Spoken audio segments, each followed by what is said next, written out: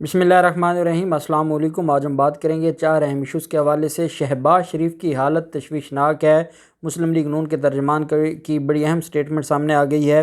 साथ हम बात करेंगे जो मामला है नाज़िम जोखियों कत्ल केस का, उसमें बड़ी अहम पेशरफ्त हुई है, उसके ऊपर भी हम बात करेंगे। जरदारी की बहन ने झूठ बोलने में मरीम नवाज़ को भी पीछे छोड़ दिया है। बड़ी दिलचस्प स्टेटमेंट आई है उनकी तरफ से, वो भी मैं आपके साथ शेयर करूँगा।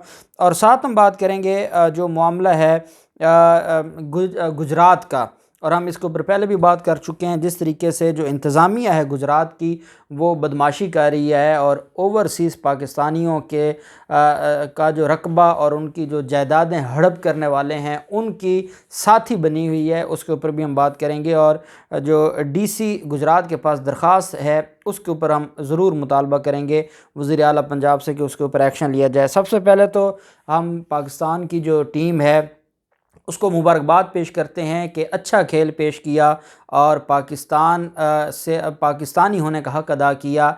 लड़ के हारे हैं और ये हमें माजी में ऐसा देखने को नहीं मिलता कि जब भी 2 मैच अच्छे खेलते थे, तीसरे मैच में बुरी तरह हारते थे। आज मैच हारे ज़रूर हैं और वो गलतियों की वजह से, और ये गलतियां इंसान को सिखाती हैं और आगे ले जाती हैं। और जो अगले मैचेज़ हैं या अगले जो मुख्तलिफ़ सीरीज़ आनी है उसमें पाकिस्तान को ये गलतियों से सीख कर बेनिफिट होगा। लेकिन ये साबित कर दिया है कि वो दुनिया की टॉप टीम बन चुकी है, और अगर कुछ चीज़ों में बेहतरी आ जाए तो फिर पाकिस्तान वाकई नाकाबिल शिकस्त होगा। तो पाकिस्तान की टीम की जो मेहनत है उसके ऊपर हम सराहते हैं। वैसे तो सोशल मीडिया पर मैंने देखा है कि मरियम औरंगज़ेब वहाँ पर गई हुई थी और बहुत सारे लोग हैं, अब उनकी एक राय है और उनकी तरफ से जो ये कहा जा रहा है कि अगर हमें पहले पता होता कि मरियम औरंगज़ेब भी मैच देख रही हैं तो हम पहले ही ना देखते और हमें अंदाज़ा हो जाता कि पाकिस्तान आज नहीं जीत सकता। अब ये उनकी राय है, लेकिन लोग इसके ऊपर बातें भी कर रहे हैं। बहरहाल पहले हम बात कर लेते हैं गुजरात में जो डिप्टी कमिश्नर के पास एक दरख्वास्त है। दरख्वास्त गुजार हैं लियाकत अली वल्द अकबर अली, जलालपुर जट्टा तहसील गुजरात के ये रहने वाले हैं। ये इनका एक मामला था। ये बेसिकली नॉर्वे के रहने वाले हैं और ये ओवरसीज़ पाकिस्तानी हैं और लंबे अरसे से 45 ईयर से पूरी फैमिली नॉर्वे में है। इनकी जो विरासती जायदादें थीं उन पर इनकी फैमिली के और कुछ कब्ज़ा माफिया ने कब्ज़ा कर रखा था, और जिसके ख़िलाफ़ ये पहले यहाँ पर आए, लड़ते रहे, इनको हक़ मिला और ये वापस चले गए। जब दोबारा वापस आए दोबारा कब्ज़े हो गए। सारे डॉक्यूमेंट्स इनके नाम हैं, सारे डॉक्यूमेंट्स इनके हक़ में हैं। वहाँ का जो हल्का पटवारी है उसकी बदमाशी है, वहाँ पर जो इंतज़ामिया है वो मिली हुई है और उनको ये लगता है कि ये ओवरसीज़ पाकिस्तानी कितना अरसा यहाँ पे रहेंगे और ये चले जाएंगे। और उनकी जो दरख्वास्त है, ये दरख्वास्त दायर की गई है 3 नवंबर 2021 को जो डिप्टी कमिश्नर साहब हैं ज़िला गुजरात के, उनको, और उसमें पूरी डिटेल दी गई है और उसमें कहा गया है कि जो जाल साजी से रजिस्ट्रियाँ बनाई गई हैं, जिसको आपके डिपार्टमेंट ने कहा है कि ये जाली हैं, उसके बावजूद क्यों नहीं इंसाफ दिया जा रहा। तो वज़ीर आला पंजाब से हम ज़रूर मुतालबा करेंगे कि ओवरसीज़ पाकिस्तानी जो पाकिस्तान के लिए जीते हैं, पाकिस्तान के लिए मरते हैं, अगर उनको इंसाफ नहीं मिलेगा तो फिर क्या इंसाफ और कैसा इंसाफ। तो लियाकत अली वल्द अकबर अली जलालपुर जट्टा के रहने वाले ओवरसीज़ पाकिस्तानी को ज़रूर इंसाफ मिलना चाहिए और हम वज़ीर आला पंजाब से ये मुतालबा करते हैं। फिर मामला आ जाता है नाज़िम जोखियों का। नाज़िम जोखियों कत्ल केस में जो 2 शिकार खेलने वाले गैर मुल्की थे उनको जो उस मुलज़मान की जो फ़हरिस्त है उसमें शामिल कर लिया गया है। 2 नामालूम गैर मुल्की हैं जिनको मफरूर करार दिया गया है। और नाज़िम जोखियों कत्ल केस में ये सारा जो मामला है, जाम अब्दुल करीम MNA, जाम अवैस के समेत 16 मुलज़मान हैं जिनको नामज़द किया गया है, जबकि 2 गैर मुल्कियों समेत 5 अफराद को नामालूम मुलज़म के तौर पर रखा गया है। अब ये जो मामला है ये इस वजह से भी ख़राब है कि जब उन गैर मुल्कियों को, जो कि बिलावल ज़रदारी और ज़रदारी ख़ानदान के ख़ास मेहमान थे, जब उनको बाहर उन्होंने भिजवा दिया, उसके बाद अब नाम मालूम है फिर नामज़द होंगे और उसका फ़ायदा कोई नहीं होगा क्योंकि वो तो अपने मुल्क चले गए हैं। हाँ, अगर वो पाकिस्तान में हैं और फिर उनको नामज़द किया जाता है तो फिर उनका बाहर जाना मुश्किल हो जाएगा, क्योंकि जो क्रिमिनल एक्टिविटी है या जो कोई क्रिमिनल एक्ट है उसमें कहीं पर भी इंटरनेशनल लॉ उनको सपोर्ट नहीं करता। लेकिन बदकिस्मती ये है कि ये जो माफिया है, ज़रदारी माफिया, इन्होंने उनको भगा दिया होगा। बहरहाल उनका नामालूम 2 गैर मुल्कियों का नाम भी शामिल किया गया, अभी तक उनको नामज़द नहीं किया गया। عدالت میں آج جام اویس اور باقی جو ملزمان تھے جو گرفتار ہوئے تھے ان کو عدالت میں پیش کیا گیا۔ عدالت نے مزید 16 نومبر تک جو اس میں جسمانی ریمانڈ ہے اس میں توسیع کر دی ہے۔ مزید جو ہے اس میں 5 روزہ جسمانی ریمانڈ عدالت نے منظور کیا ہے۔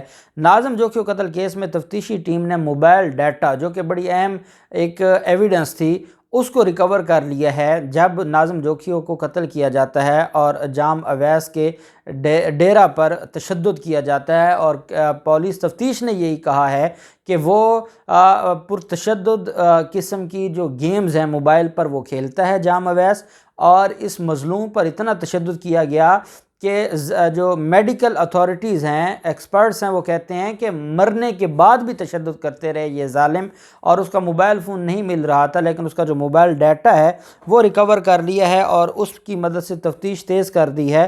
جبکہ جام گوٹھ میں افضل جوکھیو، نیاز اور جام عبد الکریم کے فون کی لوکیشن بھی سامنے آ گئی ہے۔ ابھی تک جو جام عبد الکریم ہیں جو کہ ایم این اے ہیں پاکستان پیپلز پارٹی پارلیمنٹیرین کے، وہ تو گرفتار نہیں ہوئے لیکن ان کی حد تک مقدمہ درج کر لیا گیا ہے۔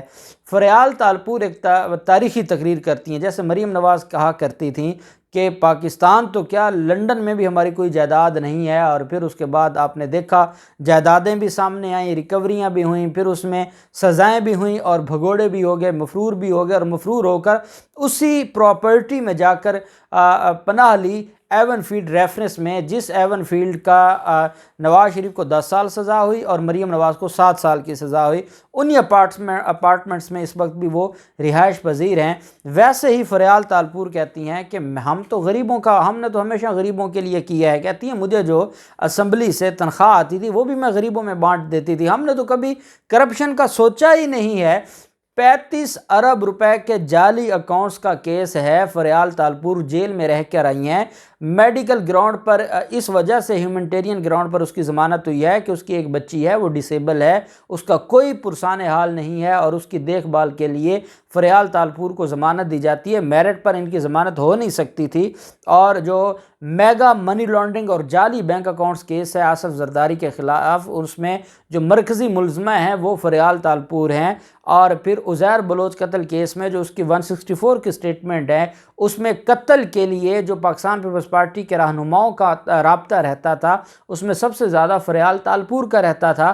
اب وہ کہتی ہیں ہم نے تو کبھی کرپشن کی ہی نہیں ہے، اور اس پر وہ پاکستان تحریک انصاف کے رہنما جو پاکستان تحریک انصاف کے رہنما ہیں اور کراچی سے ایم این اے ہیں، انہوں نے وہ ٹویٹ بھی، ان کی ویڈیو بھی ٹویٹ کی ہے اور انہوں نے کہا ہے کہ ہاں بالکل انہوں نے کوئی علی زیدی، انہوں نے کہا ہے کہ یہ کرپشن کر ہی نہیں سکتے، یہ تو سندھ کے لوگوں کی بدقسمتی ہے کہ یہ ایسے جھوٹ بولنے والے بھی یہاں پر ایم پی اے بن کر اور حکمران بن کر آج بھی ان کا تسلط قائم ہے اور ان کی بدماشی قائم ہے۔ میں یہ سمجھتا ہوں کہ یہ جو ان کا معاملہ ہے یہ تو ان سے بھی آگے چلا گیا ہے۔ شہباز شریف کی جو طبیعت ہے وہ ان کی جو حالت ہے وہ تشویشناک ہے، شدید بخار میں مبتلا ہیں۔ عطا تارڑ کی طرف سے یہ سٹیٹمنٹ سامنے آئی ہے اور ڈاکٹرز نے ان کو آرام کا مشورہ دیا ہے۔ اب اس میں کووڈ کا بھی ان کا ٹیسٹ ہوا ہے اور اس کی بھی رپورٹ نہیں آئی۔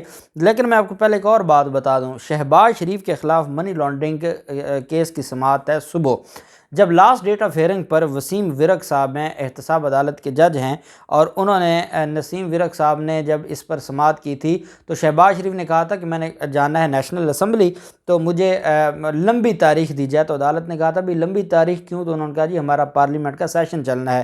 اب پارلیمنٹ کا سیشن تو ہوا نہیں، عدالت نے کہا تھا کہ 12 نومبر کی ہم تاریخ دے رہے ہیں، آپ نہیں بھی آئیں گے تو آپ کی حد تک حاضری معافی کی درخواست آ جائے گی، کیس کی پروسیڈنگز ہم آگے چلائیں گے، معافی کوئی نہیں ہے۔ اب ان کو پتہ ہے یہ وہ منی لانڈرنگ کیس ہے جس میں ان کے جو وکیل ہیں جو امجد پرویز صاحب، ان کو ڈینگی ہوا ہے، جبکہ اسپیشل پروسیکیوٹر نیب عثمان جی راشد، یہ جو عاصم ممتاز کے بعد عثمان جی راشد چیمہ عدالت میں ان کو بطور ان کے کیسز میں اسپیشل پروسیکیوٹر مقرر کیا گیا ہے۔ امجد پرویز پیش ہوتے ہیں شہباز شریف اور حمزہ شہباز کی طرف سے، باقی ملزمان نثار احمد ہے، قاسم قیوم ہے، راشد کرامت ہے، مسرور انور ہے، محمد عثمان، وہ جو ان کا سی ایف او تھا وہ عثمان، وہ بھی ریفرنس میں نامزد ہیں۔ شہباز شریف کی بیٹی رابعہ عمران، سلمان شہباز، ہارون یوسف، طاہر نقوی اور علی احمد خان اشتہاری ہیں، جبکہ جویری علی اور ان کی جو اہلیہ ہیں نصرت شہباز، ان کو حاضری سے استثناء دی گئی ہے۔ تو یہ ان کے خلاف کیس ہے، اور نسیم ورق صاحب اس میں جج ہیں، اور اس میں گواہان کے بیانات قلم بند ہونے ہیں۔ کافی گواہان کے بیانات قلم بند ہو چکے ہیں۔ یہ چاہتے ہیں، پہلے یہ احتساب جو ترمیمی آرڈیننس تھا دوسرا، اس کا ریلیف لینا چاہتے تھے۔ جب وہ تیسرا آرڈیننس آ گیا تو اس کے بعد ان کے پاس تو کوئی اور آپشن رہی نہیں۔ اب کیا یہ جو حالت اچانک سے تشویشناک ہوئی ہے، پارلیمنٹ میں ٹھیک رہے ہیں کیا؟ یہ وہ جو سوال پوچھا گیا بلاول زرداری کی موجودگی میں کہ آج تو آپ بڑی باتیں کہہ رہے ہیں، آپ تو خود جب جن لوگوں نے قتل کیا تھا بے نظیر بھٹو کو، اور پھر آپ القاعدہ سے آپ کے رابطے بھی تھے، اور آپ کا پھر سارے معاملات، اور اس پر شہباز شریف پھر گول مول کر گئے، تو آپ پارلیمنٹ میں تو ٹھیک تھے، پارلیمنٹ میں آپ نے احتجاج بھی کیا، وہاں پر آپ نے گالم گلوچ بھی کی، وہاں پر آپ نے بل پاس بھی نہ ہونے دیا، اور یہاں اب جب آپ نے عدالت پیش ہونا ہے تو آپ اچانک آپ کی حالت تشویشناک کیسے ہو جاتی ہے؟ اور ڈاکٹرز نے آپ کو لمبے عرصے کے لیے جو آرام کا مشورہ دے دیا ہے، اور عطا تارڑ پوری قوم سے کہتے ہیں کہ پوری قوم دعا کرے کہ یہ جو معاملہ ہے اس معاملے میں شہباز شریف ٹھیک ہو جائیں۔ اب شہباز شریف کی دو طرح کی ڈرامے بازیاں ہیں۔